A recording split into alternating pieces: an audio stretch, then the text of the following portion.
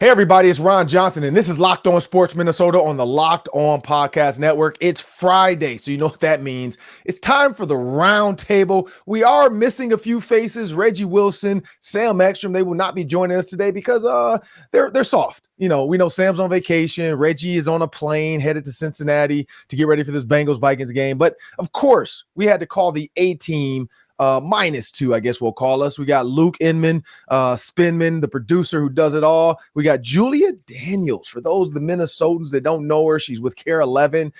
She shows up to the games dressed to the nines, whether it's Jordans, high heels, leather pants, boots, whatever it is. Julia's always dressed up. She's gonna have a cat that runs back and forth. People, so do not be alarmed.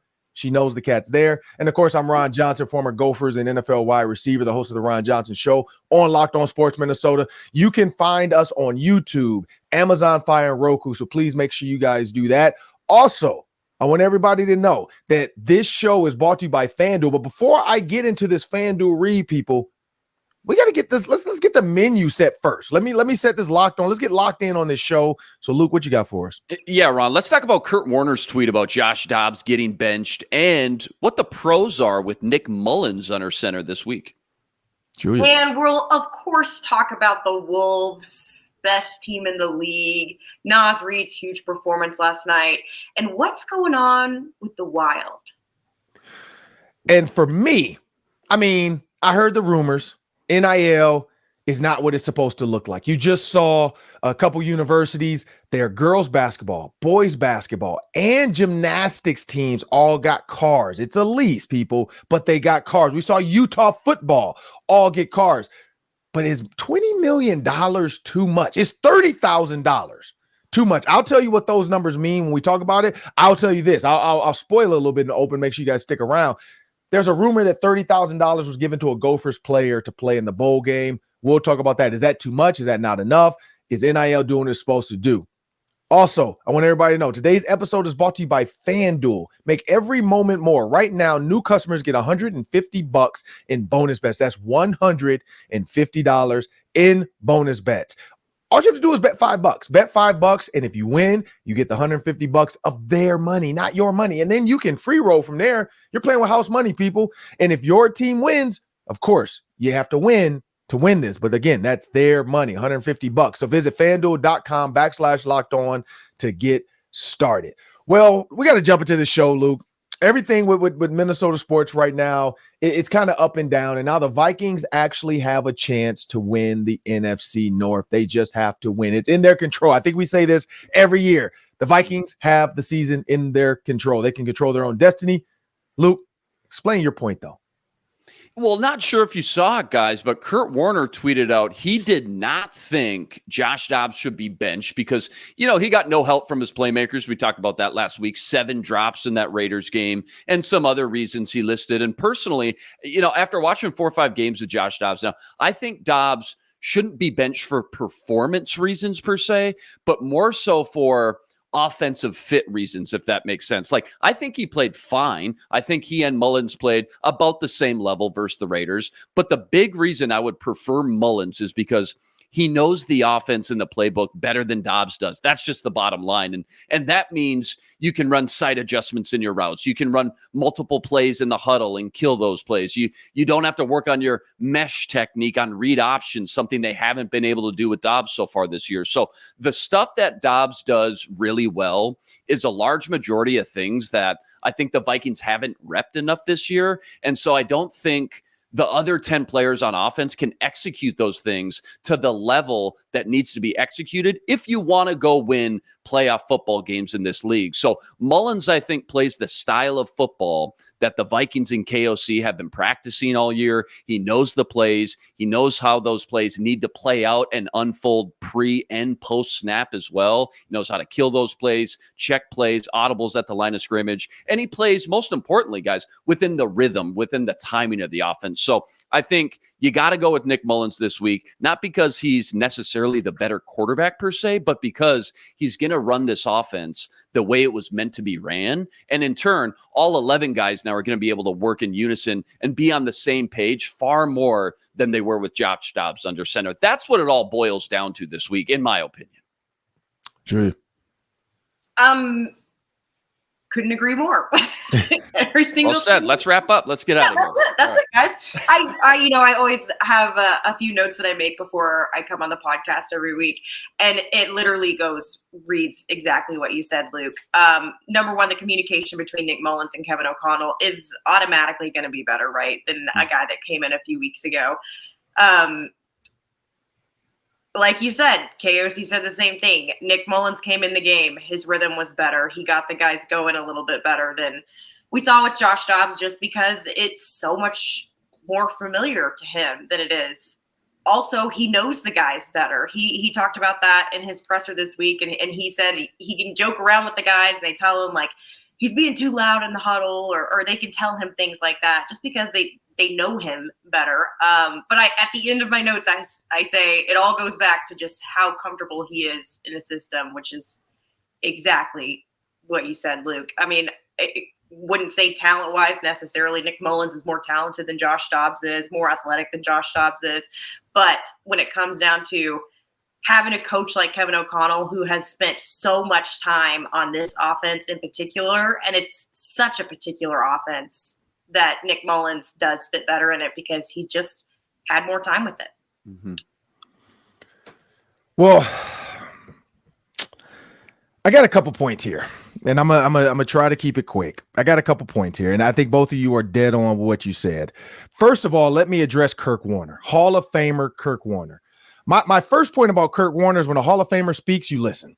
Similar to, and I'm not calling him a Hall of Famer, Cam Newton, but the fact that Cam Newton can make comments about game managers and game changers, and people get so up in their feelings about Cam Newton that they don't talk about the point. They don't talk about the point. They attack the man. And that's what the problem, I think, with media today and social media even is, like, people don't attack points. They attack people. I get it all the time. Like, when I make a comment sometimes and people don't agree with it, they go back to you only played like 3 or 4 years in the NFL. You only had like 2 touchdowns in the NFL. Like, bro, but like, what did you do?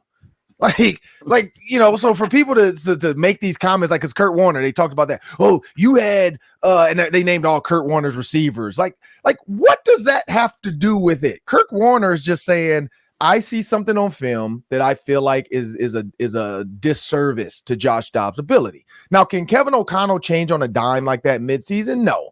And this is where, and again, I've had internal conversations about this. It's tough for a coach to just change his game plan completely when his offensive line is not built to do with maybe he needs with the quarterback that we want him to have, which is if it's Josh Dobbs and he wants to run around a little bit, you got to have a little bit more of a Denver Broncos back in the day type offensive line where it was all zone run and they were small. I mean, if you remember, Ben Hamilton, who played center, actually moved to guard within the Broncos system because he was able to move and he was smaller, and they wanted these little guards. Like, the Broncos never had offensive guards bigger than 300 pounds. They were always under 300. Actually, they were almost under 280 because they wanted that 280 to 300 pound guard that can move. They didn't go after the 330 pound Zach Martin type guys and stuff like that. And so within the scheme, Kevin O'Connell has to build it.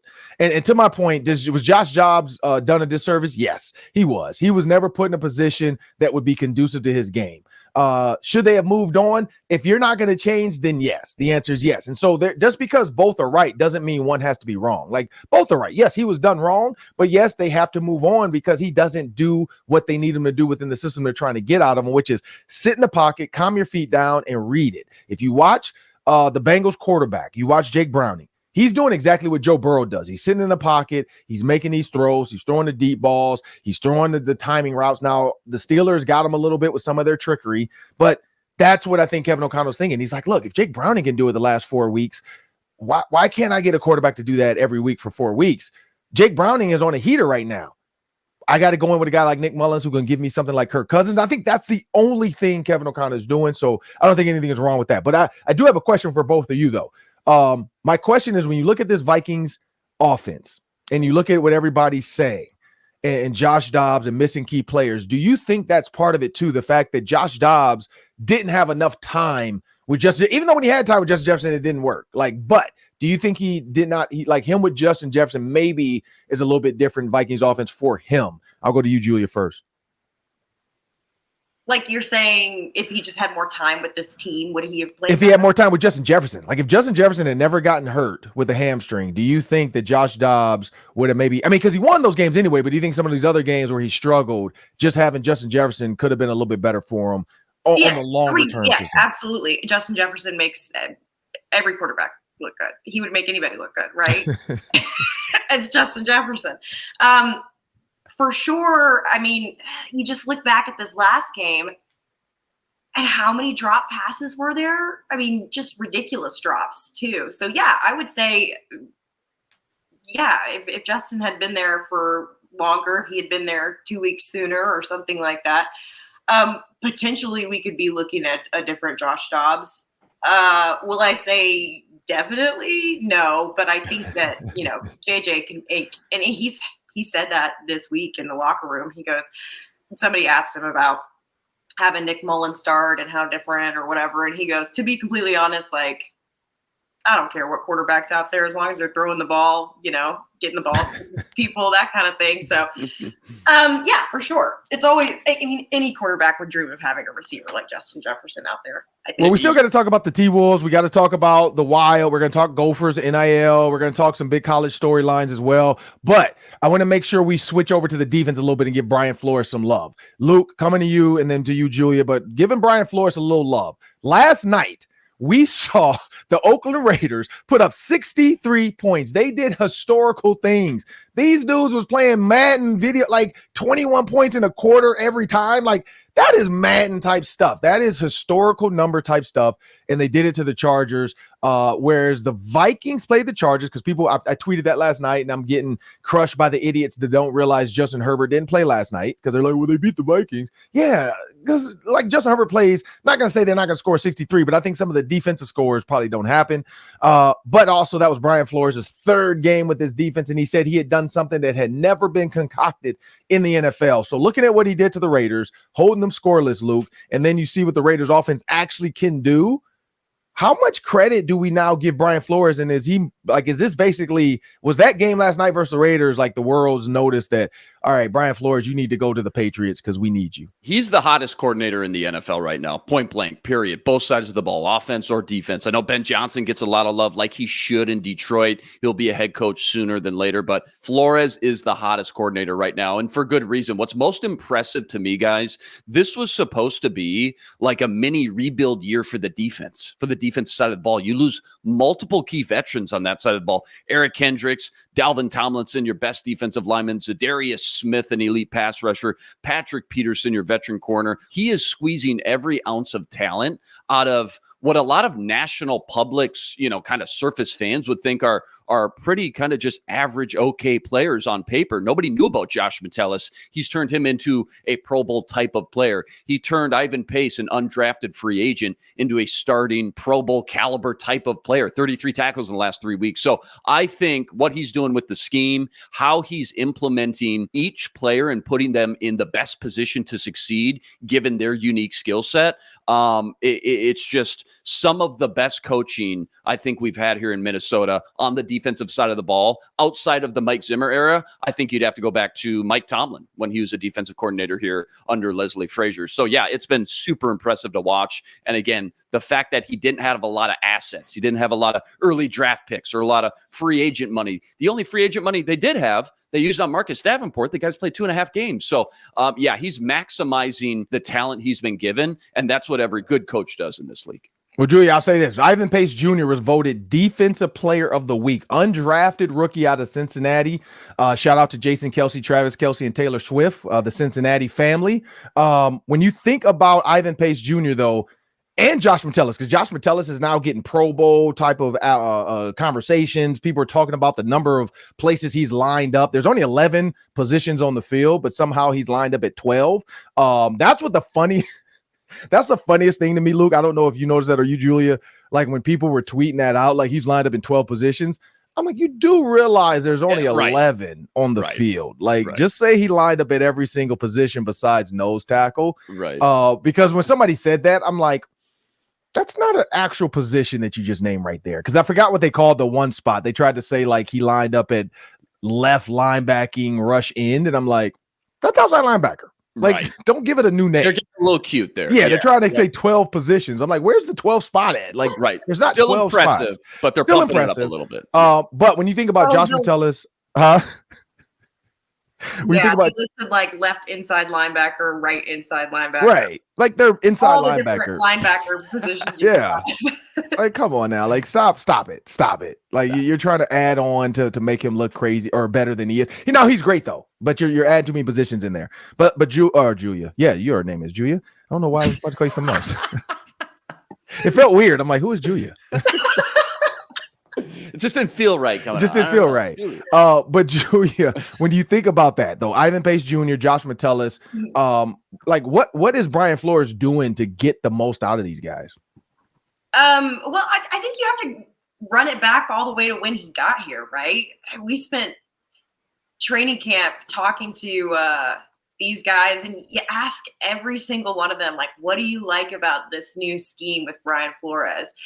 And all they have to say really is like, he just lets us do whatever, right? And we use the buzzword controlled chaos all the time, right? When we talk about this defense, I think it's also, I feel like he has taught them how to communicate with one another in a way that's different than obviously what they were doing last year. And I think it's just mostly, well, and also doesn't hurt that they all really like the guy, right? But yeah, this year and I think it's like Luke said, that Josh Metellus and Ivan Pace are testaments to what Brian Flores is capable of. You take anybody and you make them a star.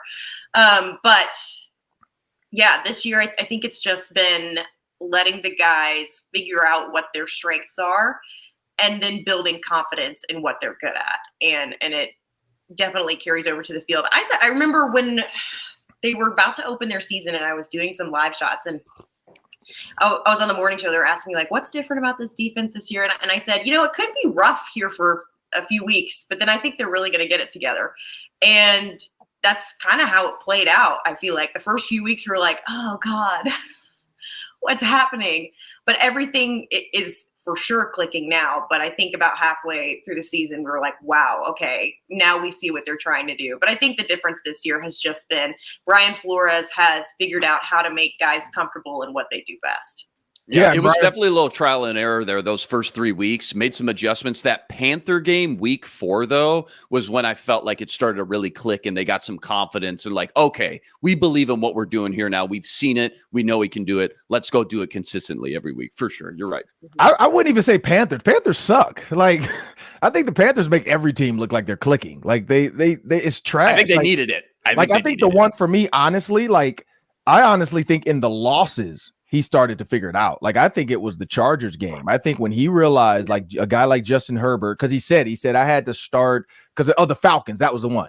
So if you think about the Chargers game and then through there and then to the Falcons, when Josh Metellus said the Falcons coaches were like screaming out stuff to their defense, to their offense from the sideline, like trying to say like, this guy's going to blitz this time, this guy's going to blitz. And every time they were wrong, I think that's when they all started to realize like, this is how we truly disguise. Like the fact that we could disguise so well that they didn't know who was coming in the Falcons game. I think that's when they started to click, because the Panthers, I think, was a confidence booster. Like, okay, we can win a game, because if you think about it, they had not won a game yet. And that was like a shoot. Like if we go 0-4, we are trash. Like we have no shot at this. And I think that was the confidence they needed. And then from there, I think they started to grow. So yeah, I think that the Panthers for sure, Luke, was a confidence booster. But I think the clicking was the Falcons game. I think in the Falcons game, he really had those guys understanding, look, this is not conventional. So take it out of your mind. Like, stop thinking because you're the middle linebacker, you're not going to be my far right corner in cover 3. Like, it's so weird. But if you think about Madden, and somebody said this the other day it hit me the other day when I was looking at Madden. And I don't play it, but I was looking, like, people always post like their favorite coverages on Madden. I don't know if you saw that, Luke or Julia. Like, that's a new thing in the NFL. Like, Justin Jefferson just did his favorite play on Madden. He's going to sign and give to people, which is basically just 4 verticals. Of course, Justin, 4 verticals will be your favorite 4 play. verts. And if you look at the play, though, because it has the middle is 3x1, 3x1, 4 verticals, but that middle guy runs the deep over. That's the play at LSU when he scored his like 3rd touchdown, I think. So it's like you have to really break it down to understand why he loves that play. It's the LSU play. Him and Joe Burrow ran the crap out of that against Alabama, and that's when I think it was 4 touchdown game. And so when you think about, sorry, Julia, I didn't want to bring up LSU too much for you. But the defensive one is just cover 3 cloud, which if you do Madden and you bring everybody up to line scrimmage and then you kind of let the computer control your defense from there, they'll still all run to their spots. And I think that's where Brian Flores is kind of playing now. He's maddening it kind of where you think like, oh, wait, there's 11 guys or 8 guys at line of scrimmage. There's no way they can run a zone with 8 guys at line of scrimmage. It has to be some type of man with a blitz. Nope, it's a zone. And you better haul tail to get back there. And he just has guys like Josh Metellus and Harrison Smith that are able to do it. So I think the Falcons game gave him some confidence too. Also, and Ron, you played in the league. The communication needed to be able to run zone, not man back there, has to be on another level. And I think, and correct me if I'm wrong. The Raiders, like that's why the Raiders got rid of what's his name, number 24, Marcus Peters. Yeah, because he was not communicating in zone. Like that's unfortunately. Josh Dobbs didn't take advantage of it, and maybe getting rid of him helped the Raiders out a little bit. Maybe I don't know, because they've been pretty good. They've given up. I mean, they gave up a lot of points to the Chargers, but that was only because they were winning and they didn't care anymore. But they gave up 3 points to the Vikings, and they basically didn't give up anything to the Chargers until late. So maybe getting rid of Marcus Peters in that locker room, Pierce, Pierce figured it out. Like, hey, man, like I've been a player, man, and you're the cancer on this team. Like, I got to get rid of you. And so he got rid of. And imagine that being a young 40-some-year-old coach, you are boys with this dude, and you got to cut him. Yeah. Like that's a tough. Peters, I will say, has a bad track record with that type of stuff, just in general. Anyways, he's kind of flip-flopped around. Amazing talent, first-round pick. He's Trey Wayne's draft, but he's had some struggles, I think, with that. He's getting old. He's getting old. But but when you look at this defense, though, I think Brian Flores is doing some unconventional stuff. Speaking of unconventional, Julia brought it up. Nas Reed led the team in scoring. Like I saw that, and I'm like, whoa, what? I had to wipe my eyes again. Like, wait, did that actually happen? Like no Rudy Gobert big time game, no Cat, no Mike Conley, like Nas Reed. Because when I saw the picture, it was Nas Reed and Luka, and I'm like, why is Nas Reed and Luka the headline on ESPN? Right. Well, Nas Reed dropped 27. We'll talk about that. The number 1 Timberwolves team in the NBA, the best team in the world, in the whole wide world, people. We're going to talk about that and much more. But before we do that, we have a word from our sponsors. Thanks, Ron. Quick reminder, today's episode is brought to you by FanDuel. Right now, new customers get $150 in bonus bets when you win any $5 money line wager. That's $150 in bonus bets when you throw down just $5 on any money line wager. Personally, this week, I love the 49ers. I think they're a lock this week versus the Cardinals. Throw $5 down on them to win and get your $150 in bonus bets back. If you've been thinking about joining FanDuel, there's no better time to get in on all the action. The app, it's so easy to use, and they got everything you need. Money lines, parlays, prop bets, you name it, they got it. FanDuel's got everything you need to bet in the entire NBA season, and it's by far the easiest and simplest betting app to use. Go check it out for yourself. Visit FanDuel.com/lockedon. That's FanDuel.com/lockedon today. America's #1 sportsbook, FanDuel, official partner of the NBA.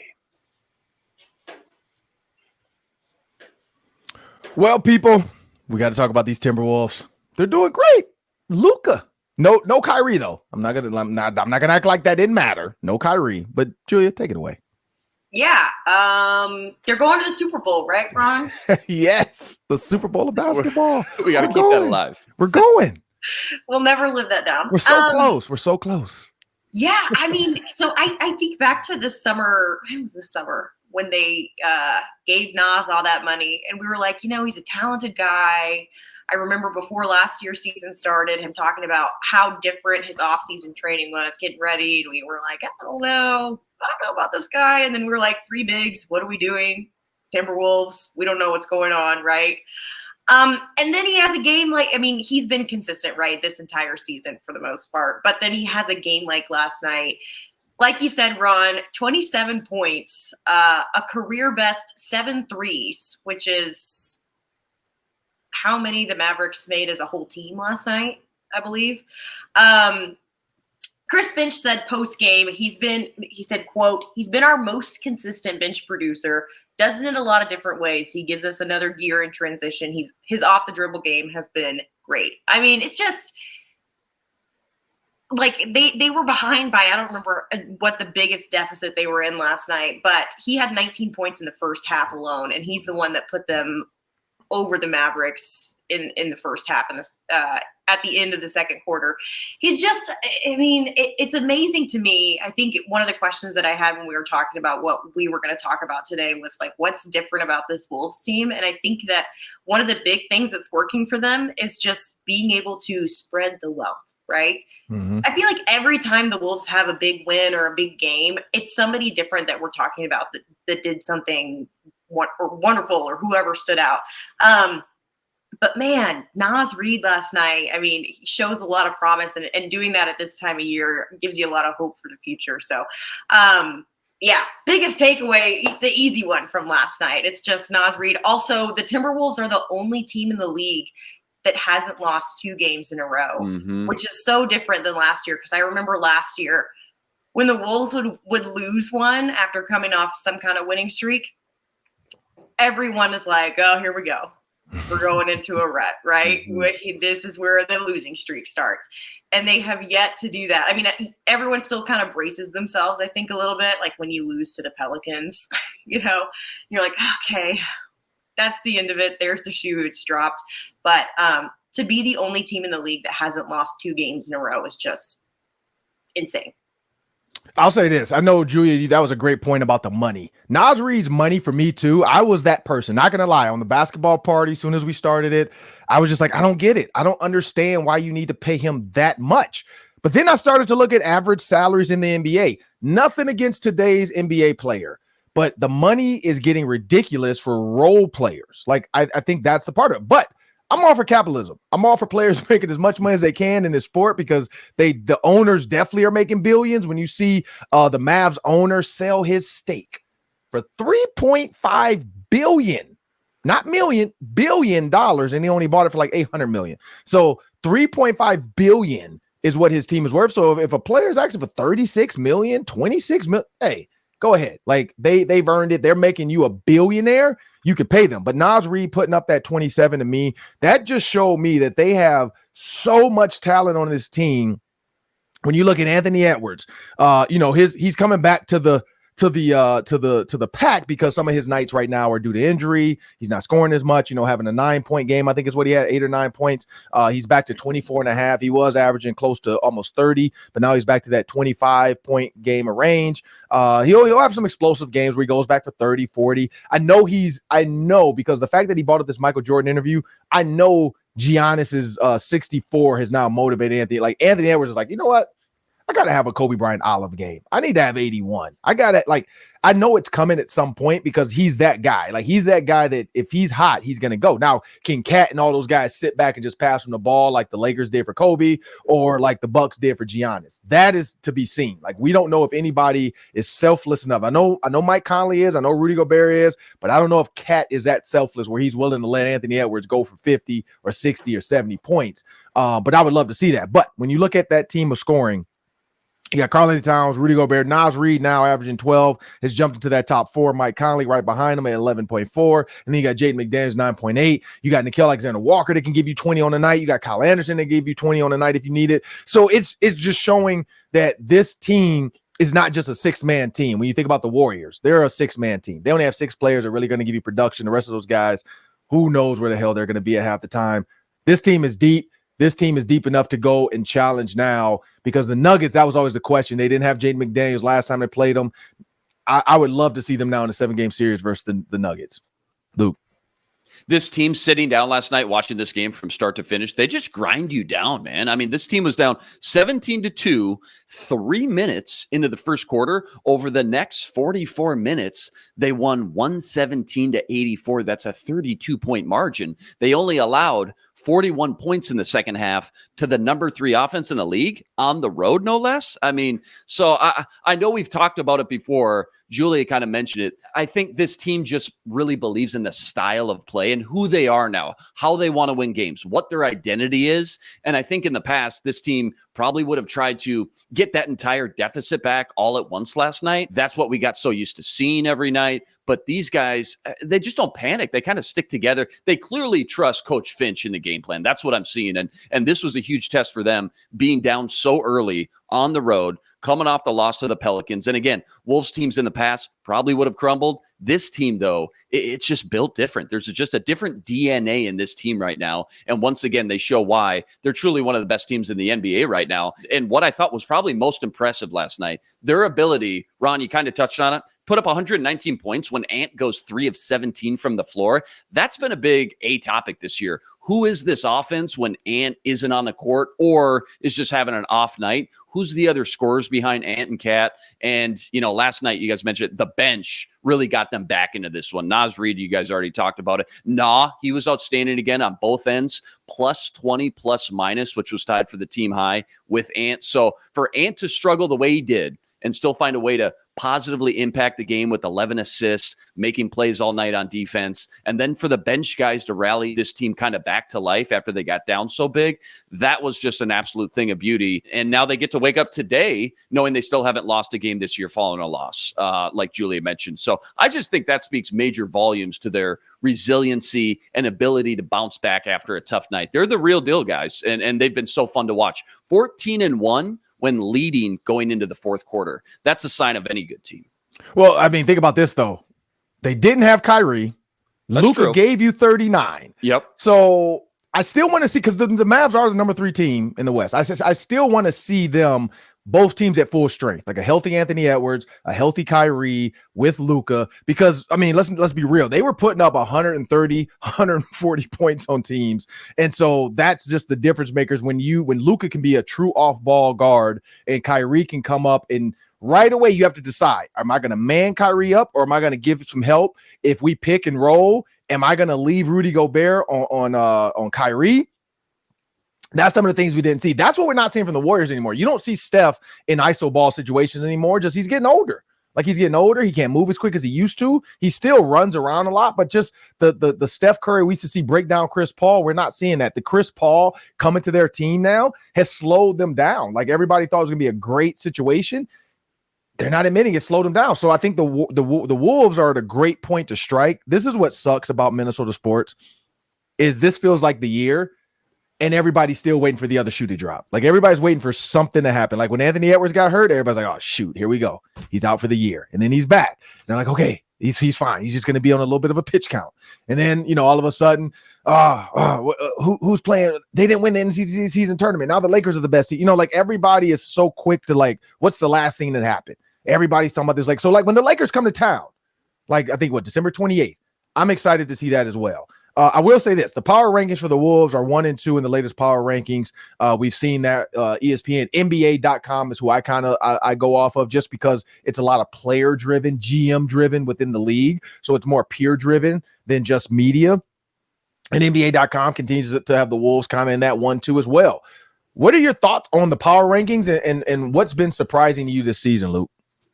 Well, first of all, it's just fun to see the national recognition. I mean, yeah, we're having a lot of fun here in state as fans that have been following this team for 30 years, but to see them get all the national love and be in the spotlight, it's just a lot of fun. It's a breath of fresh air. I think the biggest surprise to me this year, honestly, I think it's just winning the games they're supposed to win, because after last year, you can't blame anyone, any fans that just have that burned in their brain, into their memory, their muscle memory of a team that would constantly play down to their competition night in and night out. 5-10, if I remember right, versus the bottom 5 teams in the NBA last year. Just think about that stat alone. You win even half the games you're supposed to win last year versus bad teams, you're probably at least the 6th or 7th seed at minimum. So they're beating the teams in which they're supposed to beat. That's another sign of a great team. And then I know everyone thought the defense would be pretty good. I personally didn't think it'd be this good. I didn't know the ceiling was the number 1 net rating defense by a wide margin in the NBA. Rudy Gobert probably playing the best basketball of his career. And I think a lot of it has to do with Mike Conley coming over and being kind of the glue, the catalyst to this giant puzzle, and has helped Coach Finch do the things he wants to do offensively and defensively finally. So those are the big things that surprised me the most. And I'll tell you what, too, if they can just clean up some sloppy turnovers, this offense could probably run with the best in the league. Last night, for example, the first half turnovers alone, I think they had 11 turnovers, 15-3 points off turnover advantage for the Mavs. I mean, you think about that stat alone, it's just one of those things that between the free throws, which they got no favors at, if they can clean those small little things up, I think the sky's the limit for them offensively to go along with that championship caliber defense. And Julia, this is what I'll say. I love the NBA.com's disclaimer. Here's the NBA.com's disclaimer.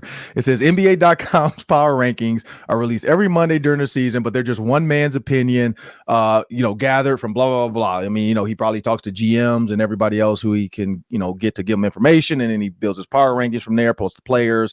It says, but if you have any problems or issues with his power rankings or questions, please email him, not us. Contact him via Twitter as well. And they put his email on here. You can click and send him an email. So don't come for us. Right. NBA's like, hey, look. Like it is not us. It's John Schumann. He is the one going around getting these rankings, getting the feedback from the players and the coaches and the GMs. I got to pull this up. That is hilarious. That is so petty too. They're like, hey, email him if you got an issue with us, not us. It's one man's opinion. They are like literally saying we don't all stand on his business. I know DK Metcalf did the whole whatever. I don't know how you do the sign language, stand on business. Oh yeah. But they're like, we're not standing on this business. This is John Schumann. Email him if you have an issue with this, or contact him via Twitter. But here, Julie, I'll give you the power rankings real quick from last Monday. Now, this is before they lost, because this says they were 17-4 at the time, but they got the Timberwolves number 1 up from number 2. Boston Celtics dropped down to number 2 from number 1. So, both teams are fighting for 1 and 2, East and West. As they have the Nuggets at 3. They have Oklahoma City, Chet Holmgren, Minnesota grown at 4. They have the 76ers at 5, the Bucks at 6.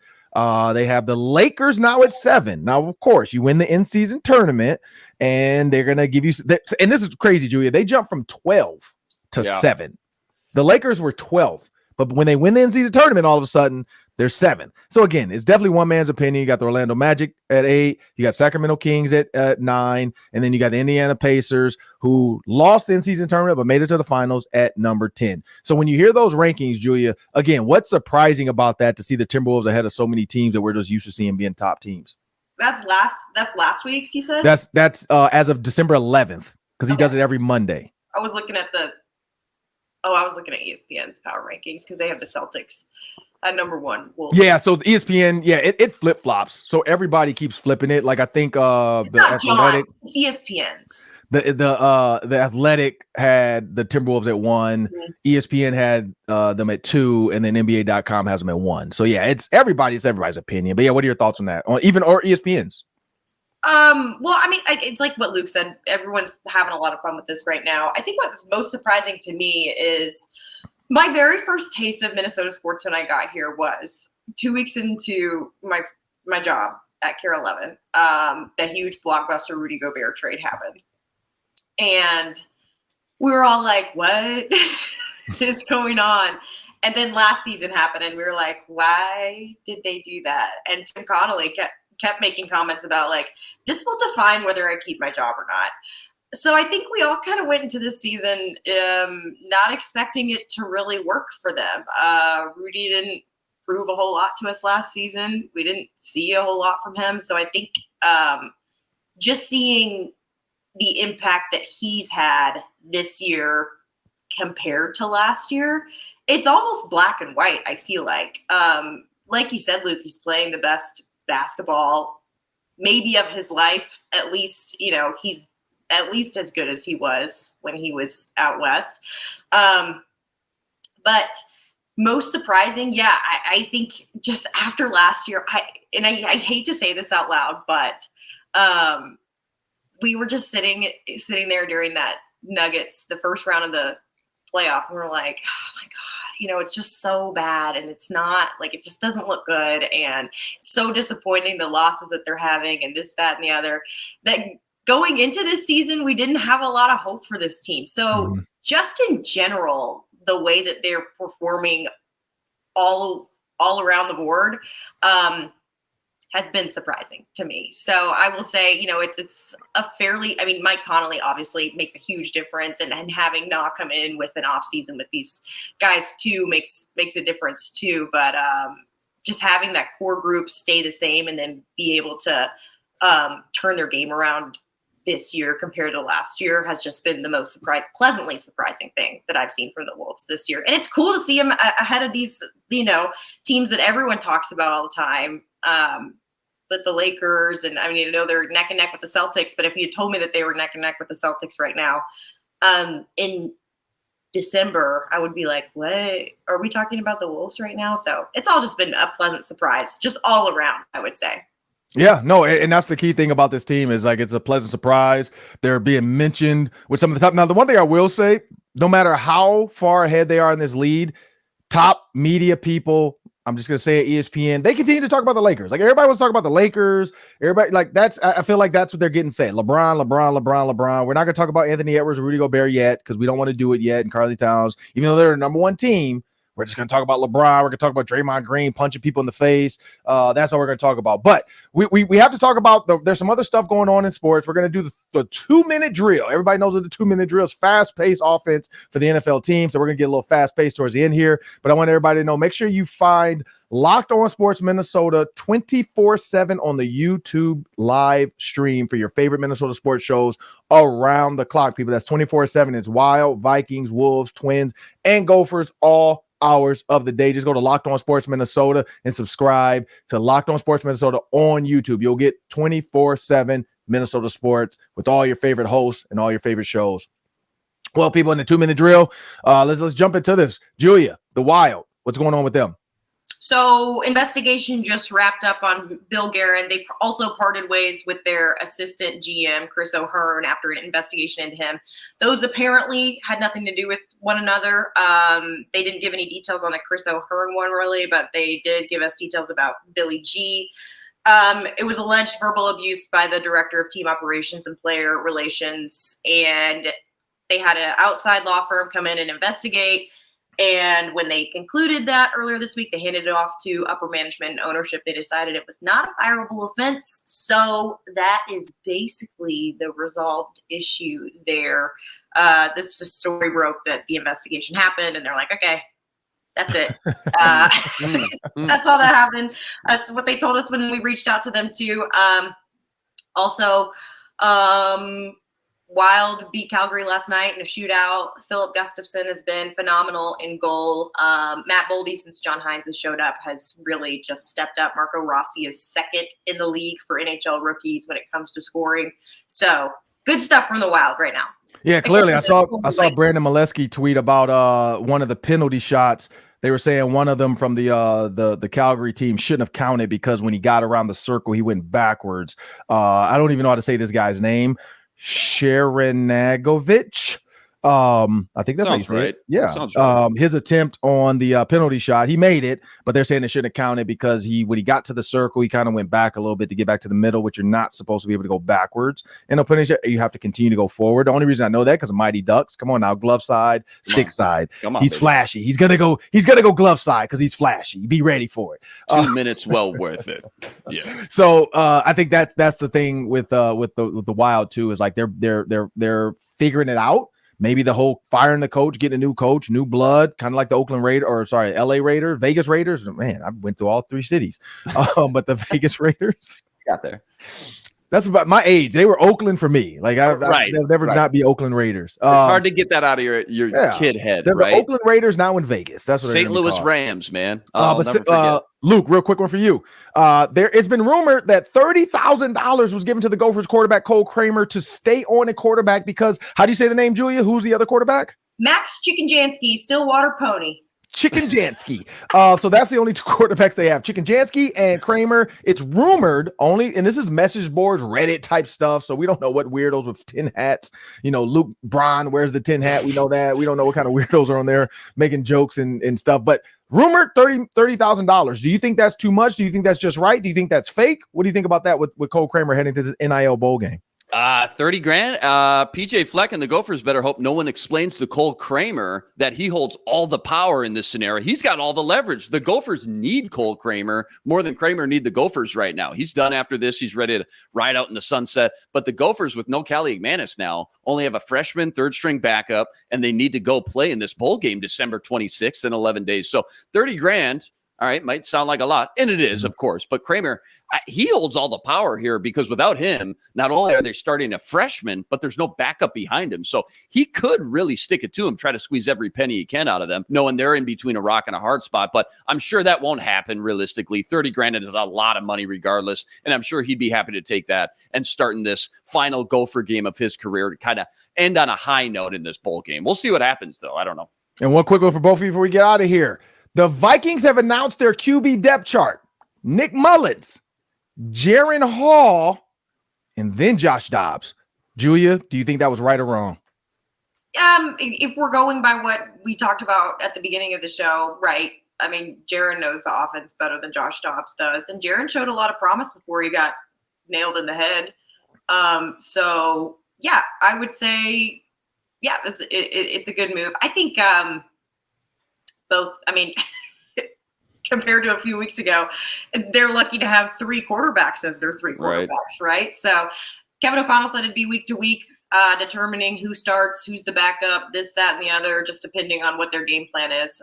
So I would say, yeah, Jaren Hall is probably the best choice for QB2 this week. Yeah, I can't give up on the Dobbs train. I'm still sucked in. I'm still hypnotized. But having said that, I will say it does serve a positive purpose to get Jaren Hall more reps so you can go into the offseason with a better idea of what you have at that position, because it's going to be a loaded draft class full of some great quarterbacks. It's going to be a hot topic of discussion, what we do with Kirk Cousins. You better have all your ducks in a row and have as much education as you can possibly have on all three of these guys, plus the draft class, so you can give yourself the best chance to move forward at that position, not just in the short term, but the long term, potentially finding a franchise quarterback. So I think it makes sense to have Jaren Hall as the number 2 and potentially maybe see him get some action pending how these next few weeks go.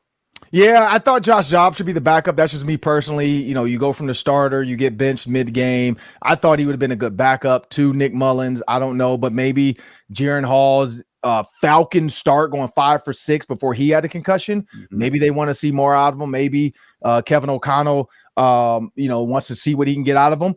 Here's another one for you real quick before we get out of here. If Nick Mullens struggles versus the Bengals and is getting outdueled by Jake Browning, if they bench him, do they actually bring Jaren Hall in, or do they bring Josh Dobbs back in? Luke, really quick. I think it's Jaren Hall. If he's number 2 on the depth chart, I got to believe and trust what KOC puts on the depth chart. They're at practice all week, not us. So I trust what they see. If he's number 2 for a reason, it's probably, again, for a reason. So I think Jaren Hall's the guy. Julia. Yeah, I think I agree with Luke there. Also, Kevin O'Connell's probably thinking, man, I don't want to answer questions about why. Right. Make it stop. No more. He doesn't want to answer those questions after the game. Well, I'm Ron Johnson. That's Julia Daniels, and that's Luke Inman. We want to thank you guys for joining us today. This has been the Friday Roundtable on Locked On Sports Minnesota. Hey, people, have a great weekend and enjoy some Bengals Vikings this weekend. Have a good one.